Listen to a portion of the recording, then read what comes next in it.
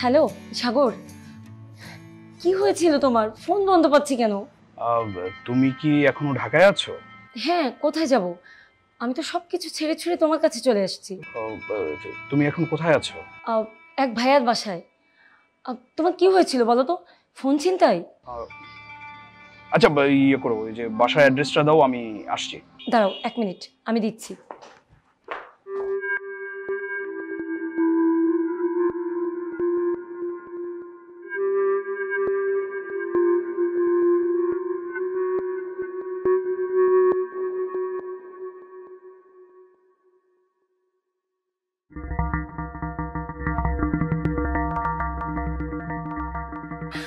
আর বলো না, আমি যে কি পরিমাণ দুশ্চিন্তায় ছিলাম তোমাকে আমি কি করে বোঝাবো। Happy, I am extremely sorry. তার আগে বলো, তোমার ফোনটা বন্ধ ছিল কেন? হ্যাপি, আমি সবকিছু বলবো, কিন্তু তার আগে তোমার কাছে আমি ক্ষমা চেয়ে নিচ্ছি। প্লিজ আমাকে ক্ষমা করে দাও। আচ্ছা ঠিক আছে, চলো তোমাকে একজনের সঙ্গে পরিচয় করে দিই। কার? আচ্ছা চলোই না।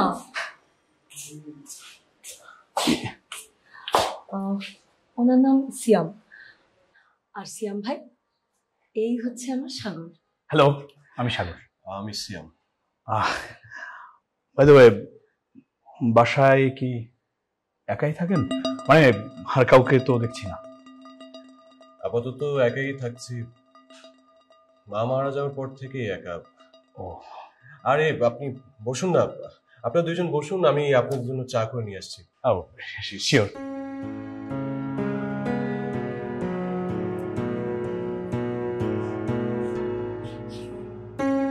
তার মানে হলো কাল রাতে দুজন একাই ছিলে বাসায়? ওনার ভাই ভাবি দেশের বাইরে থাকেন, এখানে তো আগেই থাকে না। ও, তাহলে তো খুবই ভালো। বাসাটা একদম ফাঁকা, নির্জন। আচ্ছা, একটা কাজ করলে কেমন হয়? আমাদের বিয়ের কাজটা সেরে ফেলে কেমন হয়? কেউ কিছু বলবে না, কেউ জানবেও না। হ্যাপি, এক কাজ করি, আমি কাজে ডেকে নিয়ে আসি, এই ফাঁকে তুমি একটু সাজগোজ করে নাও। সময়টা নষ্ট না করি, কি বলো?